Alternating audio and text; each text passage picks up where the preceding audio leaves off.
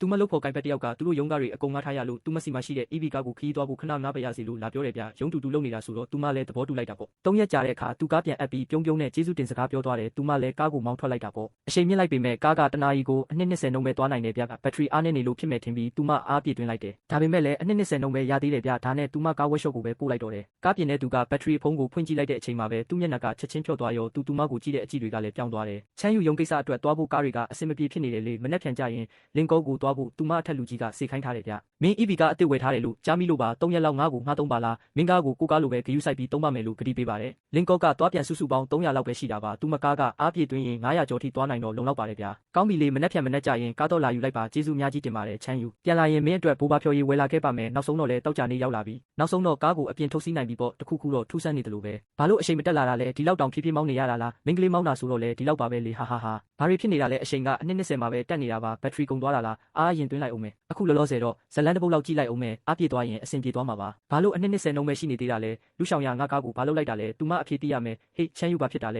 ဲဘိုးဘဖြော်ရေးကိစ္စနဲ့ဖုန်းဆက်တာလားရှောင်ရသူမကားပြန်ရပြီမင်းကိုတခုလောက်မေးပါရစေမင်းဒီရက်ပိုင်းကားစီးတဲ့အခါဘာမှထူးဆန်းတာမတွေ့မိဘူးလားဘာကိုပြောတာလဲကားကကောင်းကောင်းမောင်းလို့ကောင်းပြီးတိတ်ဆိတ်နေတာပဲဘာဖြစ်တာလဲသူမအခုပဲမောင်းကြည့်တာလေဘာလို့လဲမသိဘူးအချိန်မြင့်လိုက်ရင်တော့အနှစ်20ထက်ပိုမသွားဘူးဗျတကယ်လားမဖြစ်နိုင်ပါဘူးသူမမောင်းတော့ကတော့အကုန်လုံးပုံမှန်ပါပဲကားလမ်းမကြီးပေါ်မှာတော့တအားကိုလူးနေတာပါမင်းရဲ့ဘက်ထရီတက်တန်းကုန်နေတာများလားတက်တန်းကုန်တာဟုတ်လားသူမဒီကားကိုဝယ်တာ6လပဲရှိသေးတာကိုသူကတက်တန်းကုန်နေတယ်လို့ပြောနေတာလားမဖြစ်နိုင်ဘူးဒါဆိုရင်တော့သူမလည်းမသိဘူးလေသူမအတုံးကတော့အားလုံးအဆင်ပြေနေတာပါမင်းပါများမလုပ်လိုက်မိတာလဲဒါမှမဟုတ်ကားကိုအကြာကြီးရထားမိလို့ပြဿနာလေးတစ်ခုခုဖြစ်တာများလားကိုယ်တိုင်ပဲပြန်စစ်ကြည့်လိုက်ပါဦးသူမလုပ်เสียရရှိသေးလို့ဖုန်းချလိုက်တော့မယ်အရင်ဆုံးဦးဝန်စီမှာပဲအကူအညီတောင်းကြည့်ရမယ်တကယ်လို့ငါကားကိုတစ်ခုခုလုပ်ထားတယ်ဆိုရင်တော့လူရှောင်ရမင်းတတိထားပြီးတော့ဦးဝန်ဒီကားကိုတစ်ချက်လောက်ကြည့်ပေးပါဦးကားကနည်းနည်းထူးဆန်းနေတယ်ကားအစ်စ်လေးပါဘာများထူးဆန်းနေလို့လဲဘာဖြစ်တာလဲအချိန်တင်လို့မရဘူးဗျအချိန်မြင့်ပေမဲ့အနှစ်20မှာပဲရက်နေတာအနှစ်20ပဲလားမင်းအီကိုမုတ်ဘက်ကောက်မှာထားတာလားသူမမုတ်တွေအကုန်စမ်းပြီးပြီဗျစပုံမုတ်မှာလည်းအတူတူပဲထူးဆန်းလိုက်တာဘလို့လဲဦးဝန်ဘာများတွေ့လဲဒေတာရဆိုရင်တော့မင်းကားကဘာပြဿနာမှမရှိတဲ့ကားအစ်စ်တစ်စီးလိုပဲကျန်းမာနေတာပါဒါဆိုရင်ဘာလို့ကားကမယွတ်တာလဲအဲ့ဒါပဲထူးဆန်းနေတာလေစက်ပိုင်းဆိုင်ရာတွေကလည်းကောင်းပါတယ်မောင်းနှင်မှုစနစ်လည်းကောင်းပါတယ် software လည်းအဆင်ပြေပါတယ်ပြီးတော့ hardware လည်းကောင်းပါတယ်ဒါပေမဲ့ကားကတော့မယွတ်ဘူးပေါ့ဒီရက်ပိုင်းအတွင်းမှာကားကိုတခြားသူများမောင်းသေးလားလုပ်ဖို့ကိုင်ဖက်တယောက်က3ရက်ကြာရုံခီးသွားဖို့ငှားသွားတယ်အဲ့ဒီ3ရက်ပဲလားဟုတ်တယ်အဲ့ဒီ3ရက်ပဲချမ်းယူဒီကားကိုအလုံးစုံစစ်ဆေးဖို့လိုလိမ့်မယ်ဘယ်လိုလုပ်ရမလဲဘက်ထရီကိုအကုန်ဖြုတ်ကြည့်ရမယ်ဥဝန်ဒါလုပ်ဖို့လိုလို့လားဒေတာတွေကပုံမှန်လိုပဲမဟုတ်လားဒေတာကလိမ့်တက်ပါတယ်ကွန်ပျူတာက BNS စီကပို့ပြီးတဲ့အချက်လက်တွေကိုပဲဖတ်လို့ရတာပါတကယ်လို့တယောက်က BNS ကိုကြော်ပြီးဘက်ထရီကိုပဲအဓိကထားပြီးမှွေထားရင်ကွန်ပျူတာကသိမှာမဟုတ်ဘူးမင်းကားမှာတော့အဲ့ဒီပြဿနာကဘက်ထရီအိတ်ထဲမှာရှိနေဖို့ရာခိုင်နှုန်း90လောက်သေချာနေတယ်ဒါကကြီးကြီးမားမားခွဲစိတ်ရမယ့်ကိစ္စပါတခါတည်းဖြုတ်လိုက်ရင်အစားမထိုးသေးရတော့ပြန်တက်လို့ရမှာမဟုတ်ဘူးမလို့မဖြစ်လို့ရမှာပေါ့ဗျာလှုပ်လိုက်ပါဒီအရာတွေကိုမင်းကိုယ်တိုင်မြင်ကြည့်တင်တယ်ဒါတွေကဘာလဲဘက်ထရီအိတ်ရဲ့အလေးချိန်နဲ့ပုံစံမျိုးတူအောင်ဘီလက်မြေတုံးတွေကိုအတိအကျလိဖြတ်ထားတာပါမျက်နှာပြင်တွေကိုလည်းအစစ်နဲ့တူအောင်တောင်မှပုတ်တိုက်ထားသေးတယ်ဘီလက်မြေတုံးတိုင်းရဲ့အလယ်မှာတော့အပေါက်သေးသေးလေးတစ်ခုစီရှိတယ်အဲ့ဒီအထဲမှာညစ်ပတ်နေတဲ့အစစ်နဲ့ခဲအက်ဆစ်ဘက်ထရီတွေကိုထည့်ထားတာပါအီးပိုင်တွေမှာသုံးတဲ့မျိုးတွေဖြစ်မယ်အဲ့ဒါကြောင့်ကားရဲ့စုစုပေါင်းအလေးချိန်ကမပြောင်းသွားတာပေါ့ပြီးတော့ BNS ကလည်းအားနည်းတဲ့ပိုအားတွေကိုပဲဆက်ဖက်နေနိုင်တာပေါ့ဒါပေမဲ့အချိန်ကတော့အနှစ်20မှာပဲတက်နေလိမ့်မယ်ဘာလို့လဲဆိုတော့ကားကတမိုးကြီးတဲ့လစ်သီယမ်ဘက်ထရီနဲ့မောင်းနေတာမဟုတ်ပဲဒီအမိုက်ပုံကြီးနဲ့မောင်းနေတာဖြစ်လို့ပါဘက်ထရီလို့ဟန်ဆောင်ထားတဲ့ဘီလက်မြေတွေနဲ့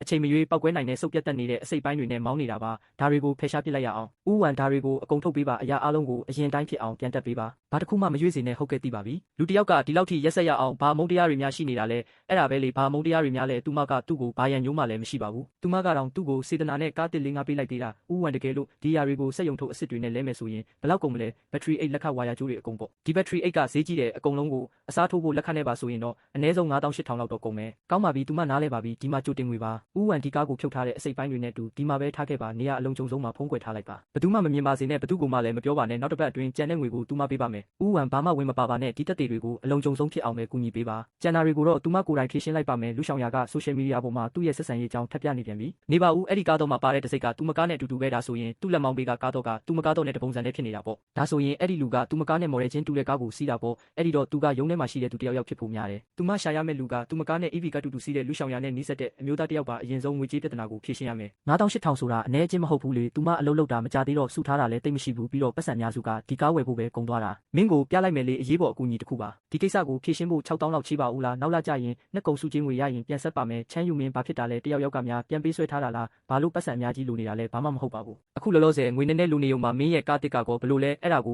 ိုရောင်းလိုက်ရင်ပတ်စံများကြီးရမှာပေါ့ကားမှာပြဿနာလေးနည်းနည်းရှိလို့ပြအခုပြင်နေတယ်မင်းရဲ့အကောင့်ကိုပို့လိုက်ပါအခုပဲလွှဲပေးလိုက်မယ်ကျေးဇူးပါပဲသွားတော့လေကျေးဇူးမတင်ပါနဲ့လောင်မင်းတယောက်တည်းခံမနေပါနဲ့တကယ်လို့မင်းမဖြေရှင်းနိုင်ရင်ပြောပြပါလောင်ကျန်တဲ့ပတ်စံတွေကိုလွှဲပေးလိုက်ပြီနော်ကားနဲ့ပတ်သက်တဲ့အစိတ်ပိုင်းတွေကိုတော့လုံခြုံအောင်ထားပေးပါချမ်းယူမအားဘူးလားမစိုးပါဘူးဒါနဲ့မင်းက သားကကောဘလို့လဲပြဿနာကိုရှာတွေ့ပြီလားလူရှောင်ရာကတငယ်ချင်းတယောက်ကိုစိတ်ပူနေတဲ့လုပ်ဖို့ကိုင်ဖက်ကောင်းတယောက်လိုမျိုးမျက်နှာပေးနဲ့မေးနေတဲ့ workshop ကိုပို့လိုက်ပြီဗျဥဝန်ကြည့်ပေးပြီးတော့ပြဿနာက battery 8မှာဖြစ်နိုင်တယ်လို့ပြောတယ် battery 8ဟုတ်လားအဲ့ဒါ EV ကားအတွက်အရေးကြီးဆုံးပဲလေဘလို့လုပ်ပြီးပြဿနာတက်နိုင်မှာလဲအိုကြောက်စရာကြီးဟုတ်တယ်အရန်ကိုခေါင်းကိုက်စရာကောင်းတဲ့ကိစ္စပါကားပြင်တဲ့သူကဒီလိုမျိုးတစ်ခါမှမမြင်ဘူးတဲ့တစ်ခုလုံးကိုဖြုတ်ကြည့်မှဖြစ်တော့မယ်ဒါပေမဲ့အထက်က battery cell တွေပျက်စီးနေရင်တော့အကုန်လဲရမှာပဲဒါဆိုရင်တော့အများကြီးကုန်မှာပေါ့နော်ဟုတ်တယ်လေသူက9000ဒါမှမဟုတ်6000လောက်ကုန်မယ်လို့ခန့်မှန်းထားတယ်9000 6000လားအရန်ဈေးကြီးတာပဲ EV ကားတွေကဒီလောက်ထိပျက်စီးလွယ်မှန်းသာသိရင်သူမဝယ်မှာမဟုတ်ဘူးပြောနေလဲနောက်ကျသွားပြီဗျပြင်ဖို့ပဲရှိတော့တာပေါ့သူမတော့နားမလည်နိုင်ဘူးဘာလို့ကောင်းနေတဲ့ battery ကရုတ်တရက်ဒီလောက်ထိပျက်စီးသွားတာလဲသူမအမြဲတမ်းဂရုစိုက်ပြီးသုံးတာပါဘယ်မှတိုက်မိတာမျိုးမရှိဘူးလားမတိုက်မိပါဘူးသူမတွေးကြည့်မိတာတခုကတော့အဲ့ဒီရက်ပိုင်းကမင်းကိုကားငှားပေးလိုက်တဲ့အခါမင်း battery ကိုအပြင်မှာအားသွင်းရင်းပိုအားတွေရုတ်တရက်မြင့်တက်လာပြီးထိခိုက်သွားတာများလားမဖြစ်နိုင်ပါဘူးခီးသွားတော့ကဟိုတယ်ရဲ့မြေအောက်ကားကိုတောင်မှအားသွင်းတာပါ